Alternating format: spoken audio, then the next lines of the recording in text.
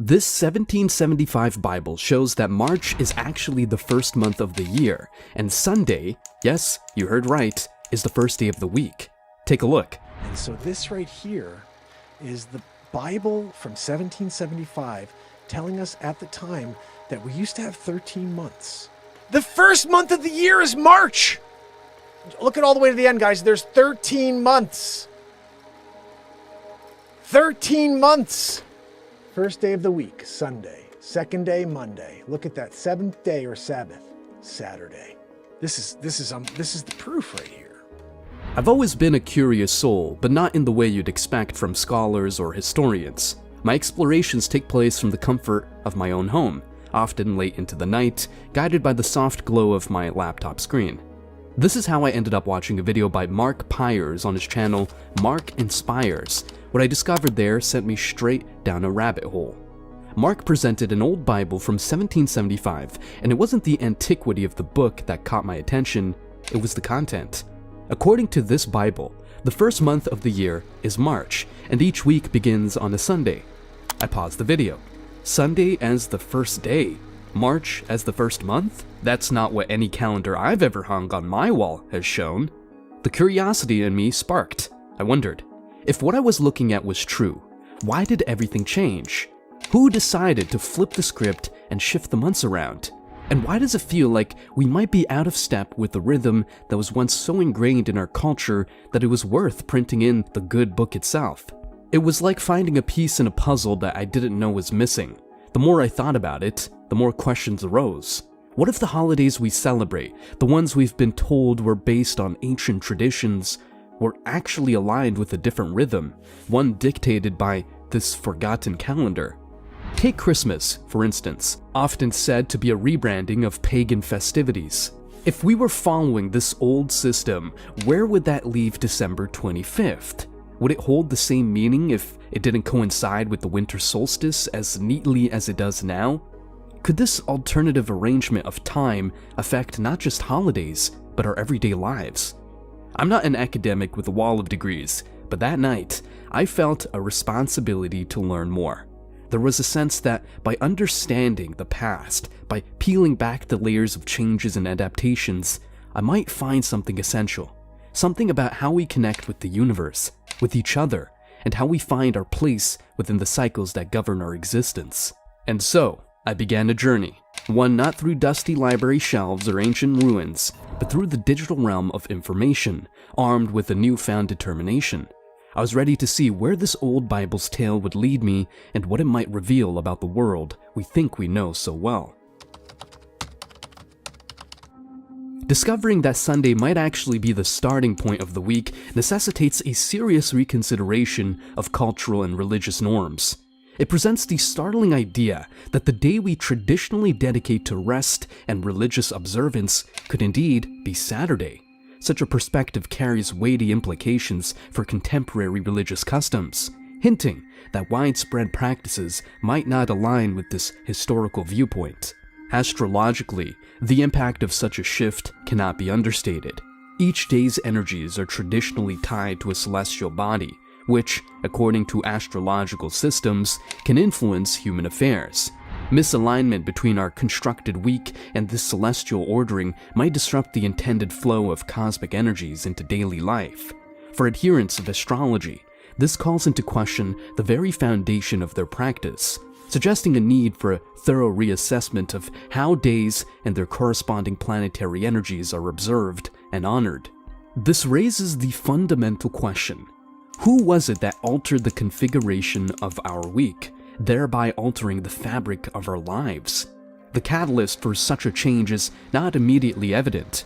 It may have been an incremental process influenced by the shifts in religious and secular authorities over the millennia, or it might have been an intentional move to distance contemporary practice from ancient traditions. One of the things Constantine did was because he wanted the pagans to worship God, Jehovah, was he moved the day of worship to the day of the sun, which is why we now worship on Sunday, because Sunday became a pagan day. One thing is clear: There seems to be a deliberate discrepancy between our current temporal structure and that of historical records, though the motivations behind this are still veiled in mystery.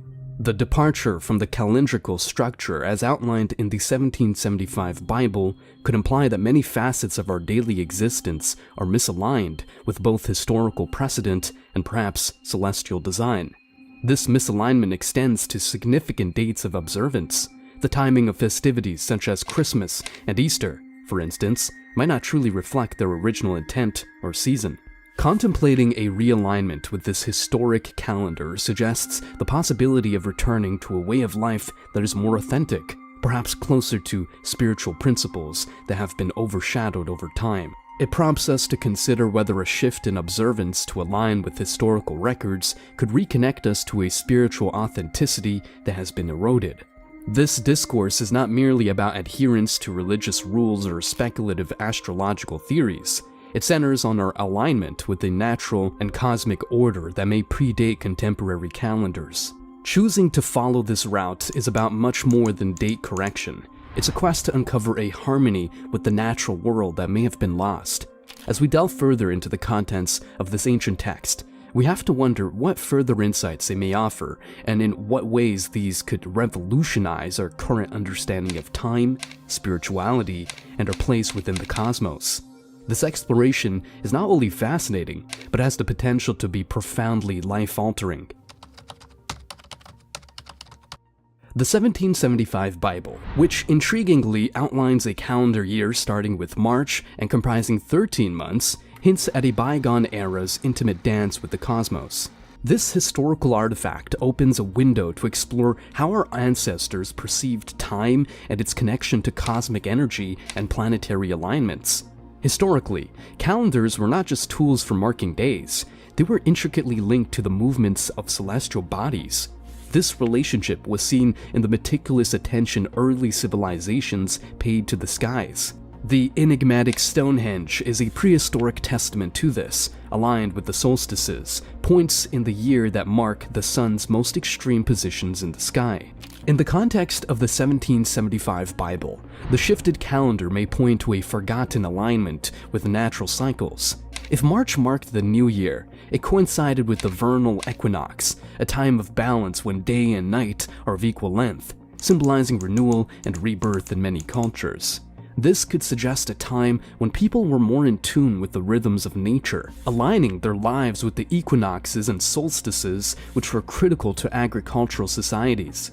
The choice of a 13-month calendar could also reflect a closer alignment with lunar cycles. Traditional lunar calendars, used by cultures like the Hebrews, based their months on the moon's phases, resulting in a year of 12 or 13 months to maintain synchronicity with the solar year. This system is rooted in the observable energy shifts that accompany the transition from one lunar phase to another, which ancient peoples believed influenced agricultural and human cycles.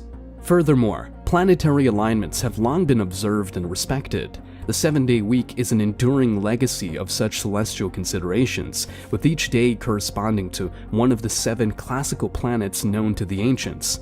The 1775 Bible's depiction of Sunday as the week's first day underscores this connection, resonating with the sun's position of primacy in our solar system. The study of the calendar in the 1775 Bible might reveal more than a mere historical curiosity. It may uncover a lost understanding of time that honored cosmic energy more explicitly than our modern system. It opens questions about how this alignment affected societal behavior, religious observances, and the general worldview of the time.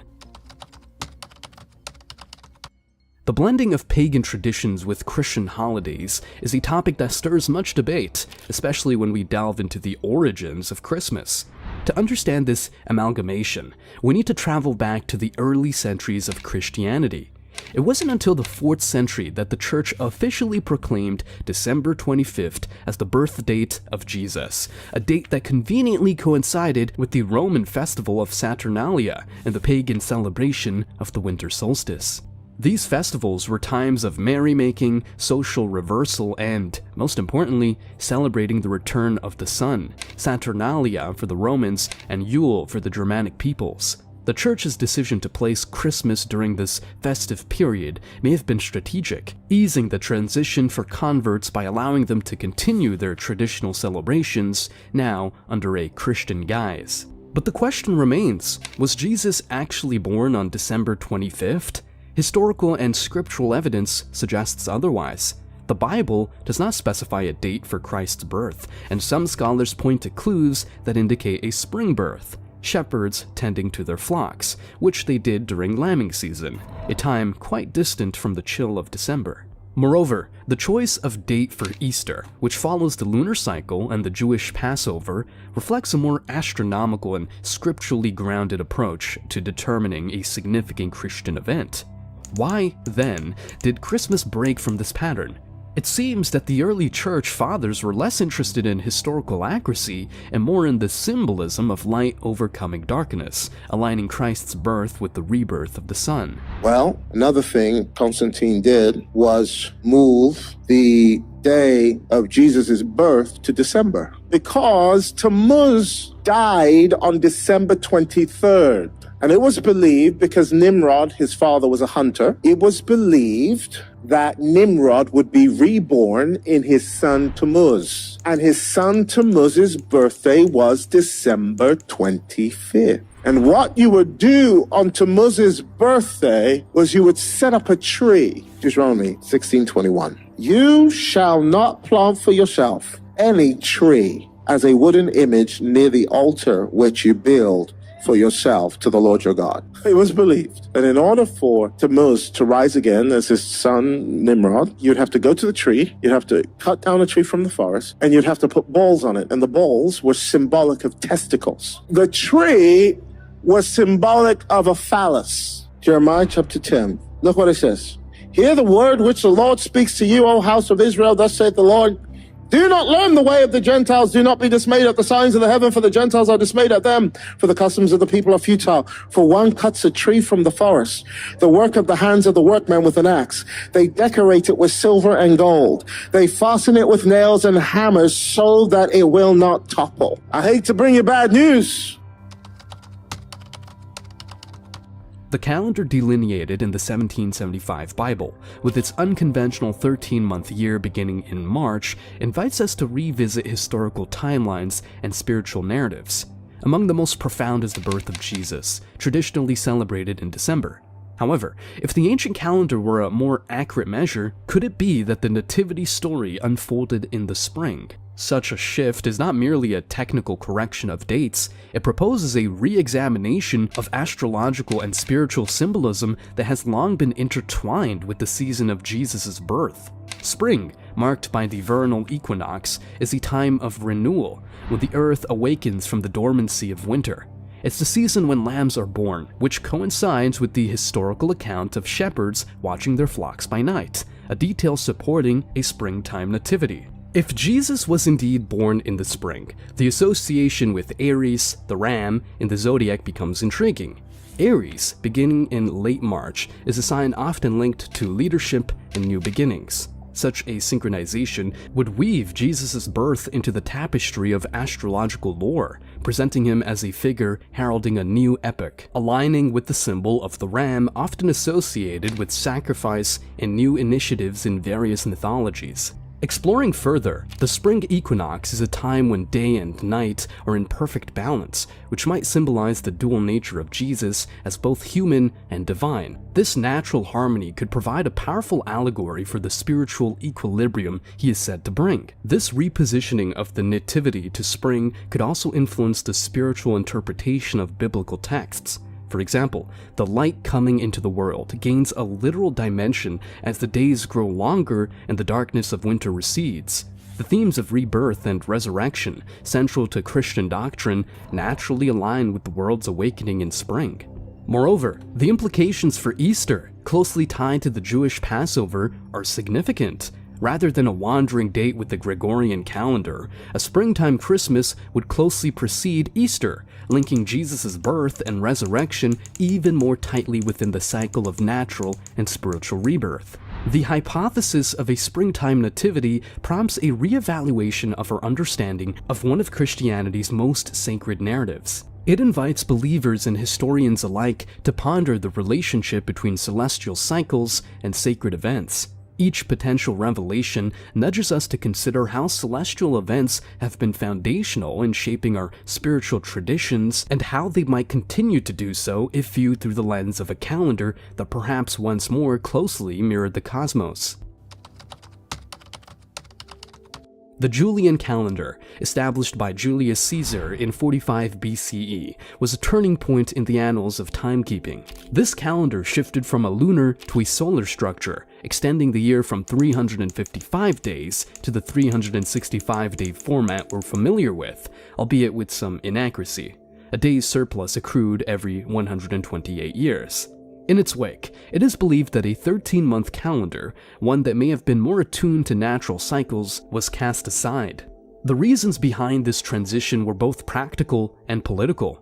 Roman society, growing increasingly complex, demanded a more predictable and uniform system to manage festivals, agricultural cycles, and taxation periods.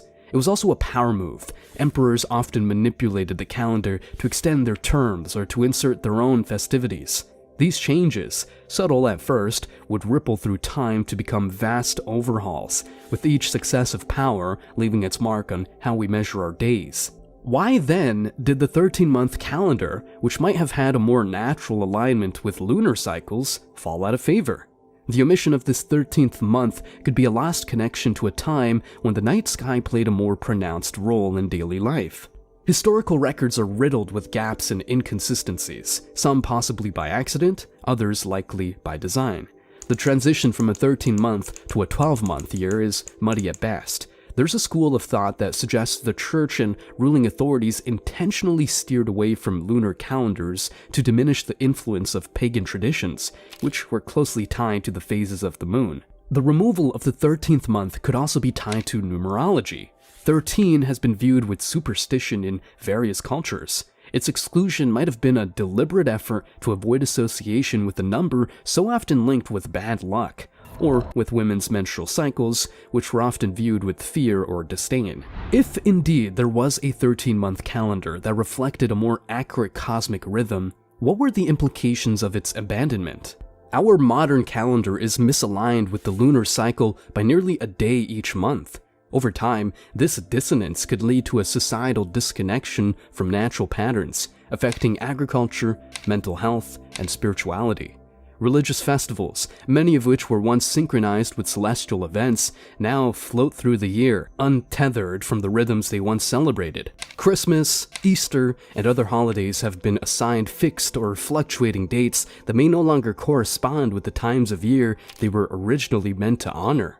The ripple effects of a calendar out of sync with the cosmos may be more profound than we realize. Agricultural practices that were once timed to the reliable rhythms of the moon now rely on the imperfect Gregorian calendar.